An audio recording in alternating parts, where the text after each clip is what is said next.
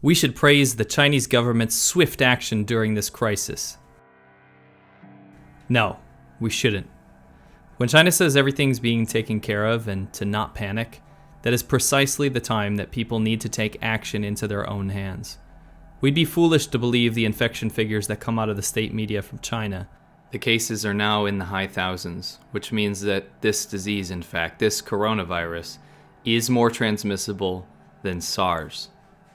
What's even more worrying is that the death rate from this virus seems to be about double the recovery rate, which means that we don't know the actual percentage or odds of fatality from the coronavirus. And we've been seeing videos spreading like wildfire around social media that shed a bit more of a realistic light on how bad it actually is. I've been in constant contact with people in Wuhan as well as people in affected areas where the government has declared that there are no infected individuals. As I stated in my previous video, the situation is, in fact, much worse than is being reported. Let's look at a timeline of what happened to see how slowly it's been dealt with and how the information was actively suppressed. On December 8th, the first case was reported in Wuhan. On December 30th, the central government sent a team of experts to Wuhan to investigate. On January 1st, the Chinese government arrested 8 people for talking about the virus. The first priority was for the government to crack down on rumors, but the rumors that were being punished were the fact that the virus existed and was a threat to actual people, not the rumors telling people that they would be cured if they drank garlic water. On January 11th, the first death was reported. On January 14th, media who reported on the cases in Wuhan were arrested by police and had their phones and cameras searched for any information regarding the disease. On January 18th, the Wuhan government held a 100,000 person banquet where people all ate from the same dishes, 3 miles from where the virus was confirmed to have come from. This was 2 days after 49 cases had been made public. On January 19th, Chinese officials stated that the disease wasn't very infectious and that there was nothing to worry about. On January 21st, the government held a Chinese New Year celebration where multiple performers fell ill, but the state media regarded them as having great spirit because they didn't stop the performance. On January 22nd, the government asked people in Wuhan to wear masks. However, the rules for mask wearing have just now become an official rule. They have to enforce it through fines because the populace has to be coerced to follow the rules due to lack of education. On January 23rd, the city was quarantined and no one was allowed to leave. However, 5 million people had already left. On the same day, Wuhan airport had closed, but before this, it allowed people to board if they had no symptoms like fever. It's important to know that scientists have been saying that people may be able to spread the disease without showing symptoms, yet people were still allowed to board and leave Wuhan. On January 27th, the mayor of Wuhan said he would step down. Now the central government is being lauded as the only government in the world that could have dealt with this so swiftly. The mayor of Wuhan has been chastised, hung out to dry, and is the sole responsible figure for this cover-up. And the rest of China was now allowed to hate him. He was publicly shamed and is quoted in saying that he has to accept full responsibility for what happened. That's the thing. The government didn't care about the people or the spread of the virus. But I'm not just talking about the Wuhan or Hubei government, I'm talking about the central government. It is now breaking news that the mayor of Wuhan said that Beijing and its rules were partially responsible for this disaster. The central government needed to approve the release of sensitive information about the coronavirus, yet he is the one that bears the brunt of this mistake. On January 29th, the government continues to arrest people that speak out about the Wuhan coronavirus. Watching state media in China pick and choose what information is allowed to trickle out to the rest of the world is like watching someone trying to drain an ocean with a drinking straw. Media on all levels from all countries are now congratulating the Chinese government and its swift efforts to contain the virus, all while ignoring how it ended up so bad in the first place. People are making the assumption that because of China's strongman leadership and its ability to do everything without the hindrance of democratic processes is the reason that it's able to quarantine millions of people within hours and stop the spread of the coronavirus. Trust me, this very system is the reason the virus was allowed to spiral out of control to the level that we see now. The central leadership of China, the CCP, needs to retain control and legitimacy. When you have people dancing around the streets saying that they're not scared and they don't need to wear masks and the government will protect them, you know the level of education and perceived severity on the ground in China. However, when the cases started to get out of control, the CCP had to start worrying about who was going to catch hell for this, and decided that someone's head had to roll. Do not think for 1 second that the hero status of the CCP and how it's dealing with this is well deserved. The corrupt chain of command that China operates on is the very reason that the rest of the world is going to have to clean up this mess. If you look at a flight map, you can actually see all the flights coming out of China. This is a problem in itself. Just because the Wuhan airport was shut down, we still have people leaving from other airports in China to go to countries abroad.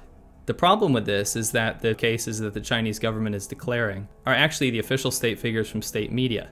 And unfortunately, because of checks and balances and citations, that helps influence all global news outlets who have to report on those numbers, and it helps downplay the pandemic. The amount of beds in the hospitals that were already in Wuhan is well enough to be equipped to cover the cases that the Chinese government is declaring. So why are they rushing to build a hospital within hours and then being lauded as the heroes for doing so if it's really not that bad? Everyone's also lauding the government for cracking down on Taobao shops, which is like Chinese eBay.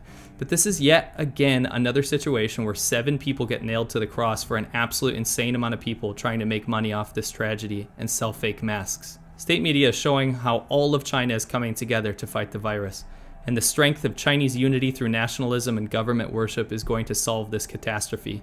Meanwhile, the absolute ineptitude of the government has led to witch hunting people from Hubei province, and locals having to make their own barricades on roads with signs up saying that no outsiders are allowed in. The absolute ineptitude of the government allowed 5 million people from the city escape, while they brag online about how they got out, all while the government fully knew that they were instructed to not allow people to leave.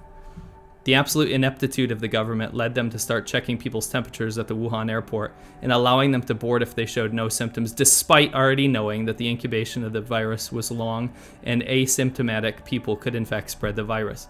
This is why one-party leadership doesn't work. The government can never be held accountable for anything. When it is forced to show accountability, it will blame a lower power, in this case, the Hubei government. The Hubei government is a part of the CCP. The officials report to Beijing, and I promise you that Beijing knew about this. Hubei was playing the impossible game of hiding just enough and telling just enough, but someone was going to get in trouble either way, just not the top. It's like saying the guy that ran the Auschwitz camps is responsible for everything, and the Nazi party had absolutely nothing to do with it. The language being used in state media is bolstering confidence amongst Chinese people. When they declare how many people have died from the disease, right next to it they also show a number that showed how many people have recovered. Unfortunately, they don't use the word recovered, they use cured, which implies that the Chinese government has a cure to this virus and people shouldn't have to worry about it too much. Now the Premier of China, representing the entire government, is going around and giving everyone a good jiao, a good thumbs up, and says, work hard. He is now the expert on virus transmission, and everybody needs to get together and be like, you know what, we're Chinese, we're going to take this down. 确实是具有传染病防护功能的，而且是工程质量是安全第一的，能做到吗？能！全国人民都要看着你们，你们刚才举起拳头和加油，是表示什么？我们一定会努力的！加油！加油！你们在努力的同时。 It reminds me of North Korea level propaganda. It reminds me of Mao era times when he would go inspect farms or steel plants despite having absolutely no idea what he's talking about. And in foreign broadcasts in English from CGTN, which is state media, they just use the same gobbledygook garbage, rattling out CCP jargon and claiming that they have a handle on the situation, when in fact it's clear that they don't. Hosted by President Xi Jinping, Premier Li Keqiang arrived on Monday in Wuhan to instruct on epidemic control and prevention efforts against the virus. He spoke through a walkie-talkie to an infected patient on video screen, and he met with and also encouraged frontline medical personnel. There was a brief lull where it looked like the Chinese government would allow its citizens to communicate about this coronavirus a little bit more transparently. It really did seem that way. And yet, they've begun to censor information again. Harass people that talk about it again. Force doctors into silence while they slave away and deal with countless patients. If the capacity in Wuhan can fully accept this amount of patients, why are they rushing so quickly to build mega hospitals in just days? If it's not that bad, if there's no reason to panic, if we deserve to be silenced and censored just to keep everyone calm, then why is the response so drastic? I promise you The Chinese government is not telling the truth, and that is not fair to Chinese people or citizens of the entire world. The only way that these brave citizens in China, and especially in the city of Wuhan, can actually get legitimate information out to the rest of the world and tell us what's really happening is if they use a VPN. The VPN that I use is NordVPN, who sponsored this video. I use NordVPN for a multitude of reasons, especially when I'm traveling, to make sure that my data is safe. After all, what I do on the internet is literally my livelihood. If you're on unsecured Wi-Fi, or you don't trust the connection, or even just to hide your own internet traffic from your ISP at home, using a VPN is very, very important. If you go to nordvpn.com/Lawai86, not only will you get a 70% off a 3-year plan, but also 1 month free if you use the code Lawai86. Not only will you be protecting your data, but also helping the channel out. Thank you so much. Please join us tomorrow on ADV Podcasts. Subscribe to the channel if you haven't already for live updates on the coronavirus.